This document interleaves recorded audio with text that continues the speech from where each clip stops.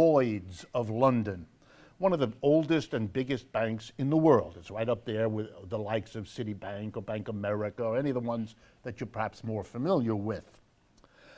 They have a CEO, all these banks do, and his name is Antonio Horta Osorio.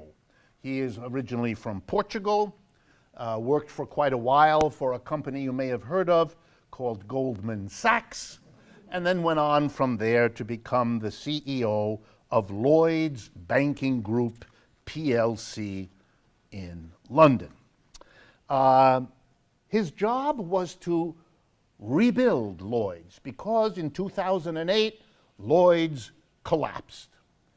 All the big banks did, for those of you that are not aware. That includes all of them here. Wells Fargo, Bank of America, Citibank, all of them collapsed, went bankrupt, and ran to the government for a bailout, which they got. Lloyds, the same. The difference is you can't hide these things so easily in Europe as you can here in the United States. The Europeans more see this sort of thing and are willing to call it what it is. We don't do that, at least not yet.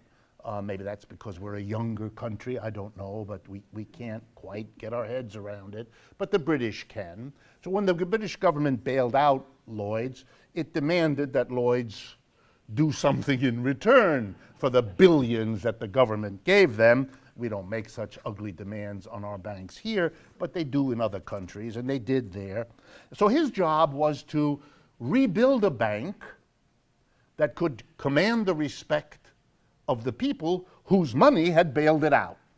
It's still partially owned by the British government because they also demanded ownership in these banks, which again, here in the United States, we don't do things like that. So we didn't do that, but other countries did. So far, so good. This last month, Chairman Antonio Horta Osorio, to help the bank get back, announced plans to eliminate 3,000 jobs and to close 200 more branches. They have already closed others. And he said that the Brexit vote forced it. For those of you that are not aware, it is now form in Britain for every company that has any kind of problem to quickly say, it's all because of Brexit. Because that gets all the criticism off of them for having made 800 mistakes and instead makes it something they couldn't do anything about. And so it's very convenient, terribly convenient, and he's joining the group. So he's firing lots of people. Think about it for a minute. The mass of the British people pay huge amounts of taxes to the government, which gives it to this bank, which says, okay, thank you very much, and what we're going to do as a response is fire a lot of people. You know, in other countries, they said, we'll bail you out, but there's a condition. You don't fire anybody. Why? Because if you fire a lot of people, you create less tax revenue coming into the government. In other words, the reward of using tax money to bail out a bank is that the bank takes steps to reduce the amount of tax money coming into the government. Somewhere there's something wrong in that picture, unless you live in a society which doesn't think so. More about Antonio Osorio is coming out. Why? He made a mistake. He is a family man. He has a wife. He has 3 children, and he talks a great deal about, oh, get ready, this Americans will love, family values. So it was embarrassing when this last week, The Sun, what we would call in this country a tabloid in England, followed him to a banking conference in the Far East, either Hong Kong, Shanghai, I don't remember which, and there discovered, to their great glee, that he was busy with a lady who is not his wife, who is herself a leading figure in Great Britain, used to be a financial advisor to Tony Blair. This is getting exciting, because Blair is in the Labour Party and Osorio is more conservatively associated, but that didn't seem to get into the way of whatever it is they were doing, which the Sun will explain to you in great detail if you're interested. I'm not interested in that part of the story.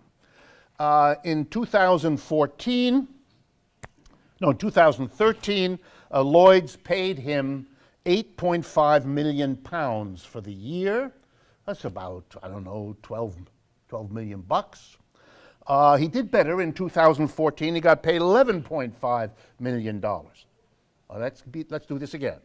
The people of Britain pay a tax to bail out a bank that has made such awful loans and investments that it's kaput in 2008. In response, the bank takes the money from the taxpayer, says thank you very much, and pays out salaries to their chief executive in amounts of money that are staggeringly different from what the taxpayer who's paying for all of this ever sees in his or her life. And he fires 3,000 people and closes 200 branches. And here's why he got into trouble with the Sun, apparently he deducted the expenses of his happiness with the other lady, because if you do that, if it's an expense of the bank, that reduces the amount of taxes the bank has to pay to the government that used other people's taxes to bail it out. If we had time, I would stop now. We'd play the national anthem of Great Britain, and only to be fair, we'd play the national anthem of our country just to celebrate what it means to have private banks that work in this way. This is not a particular attack on Great Britain. This is the same story that you would find here, except when Bloomberg covered the story, it left all the details about the Sun's discovery in the Far East out. It sanitized the story, but you can get it in Bloomberg on August 10th. Today, Bloomberg carried the story of Mr. Antonio Horta Osorio. So be it for our leading bankers.